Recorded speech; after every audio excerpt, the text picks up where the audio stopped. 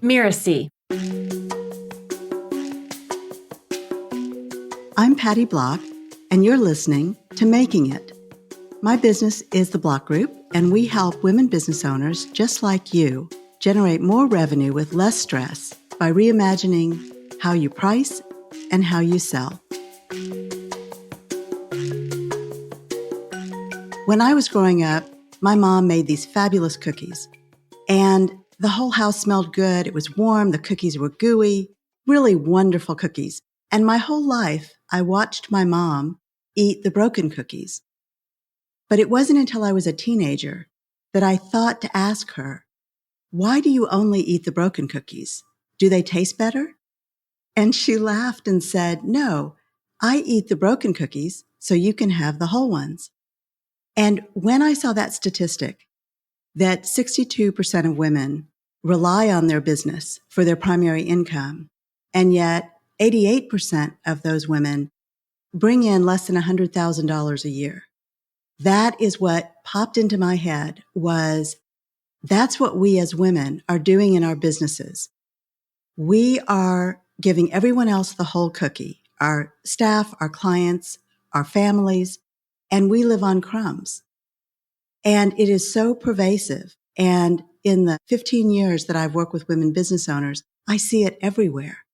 It's reflected in undervaluing ourselves and underpricing.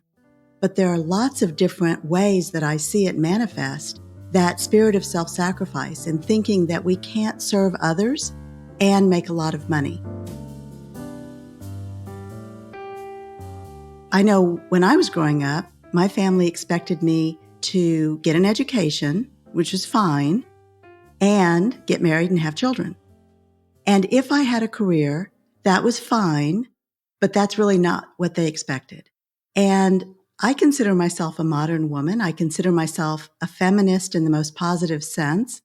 And yet, those were the expectations I grew up with. My two brothers, there's a lot of pressure put on them because they were raised to be breadwinners. Now, ultimately, I did have to be a breadwinner from the standpoint of my surprise divorce and being on my own financially and logistically to raise my children. And I've now successfully done that. I have 3 young adult kids. They are also business owners, and I serve as their business advisor. So I'm super, super proud of my kids. I'm also proud of myself because I had to get really clear on what my goal was. And that was always to raise good human beings. In the course of that, I needed to become the breadwinner, and I needed to build my company in a way that worked for me.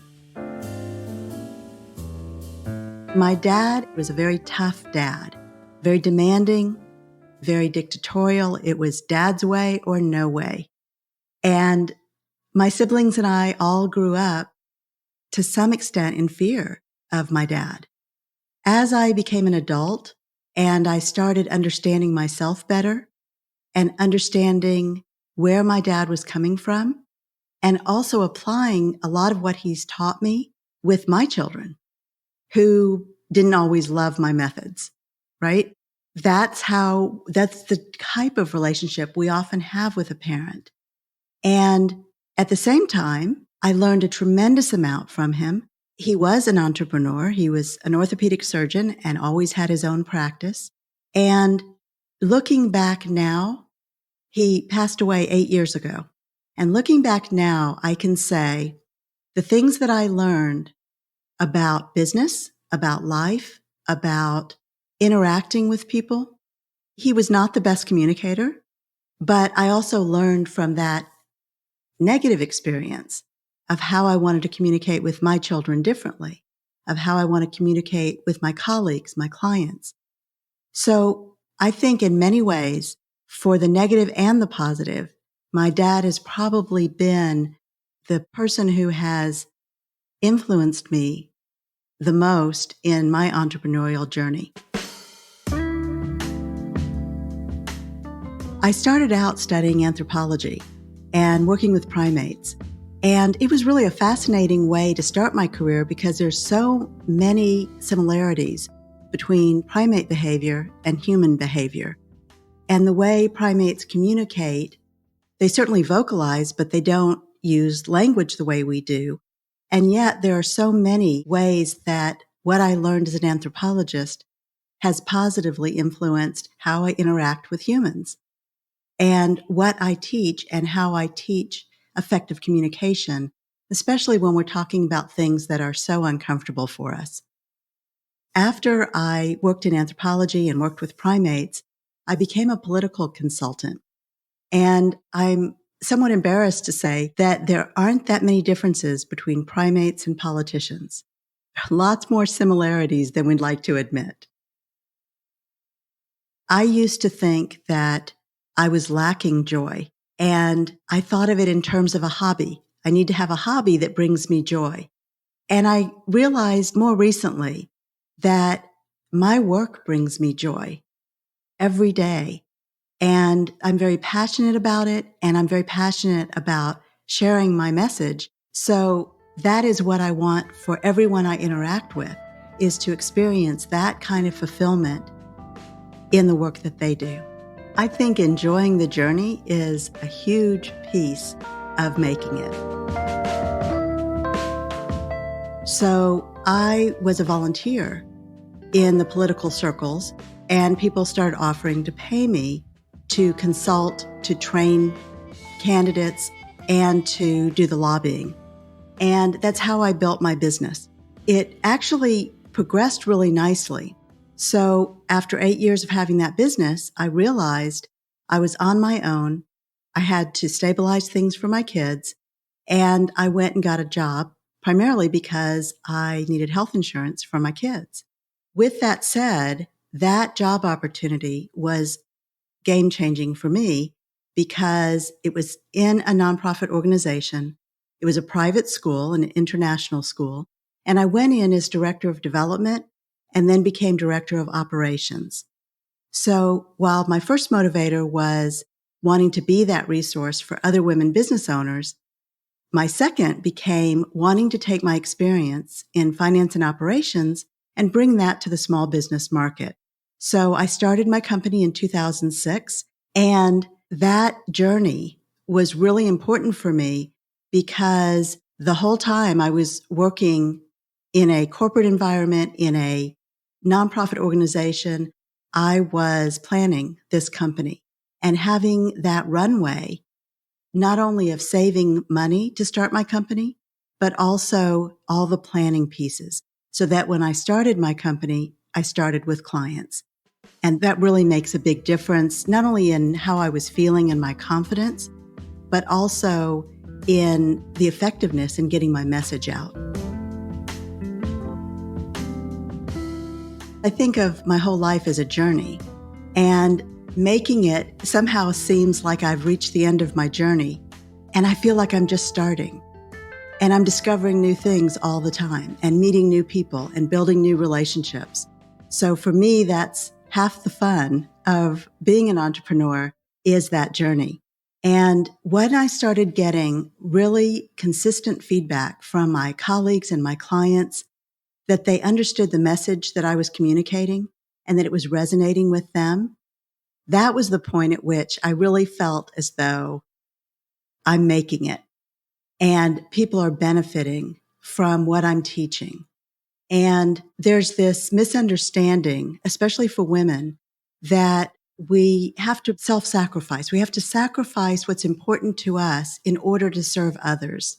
And what I teach is that you really don't have to do that, even though we've had role models like our moms and our grandmothers that have sacrificed their needs and what they wanted. We grew up that way, and so we often fall into that trap. And we bring that into our business. And what I can do to combat that is my mission. We all as humans think we should do certain things. We should go in a certain direction. For women business owners, we should, according to the old thinking, follow that corporate model. And all of those thoughts become limiting beliefs because we don't know a different way.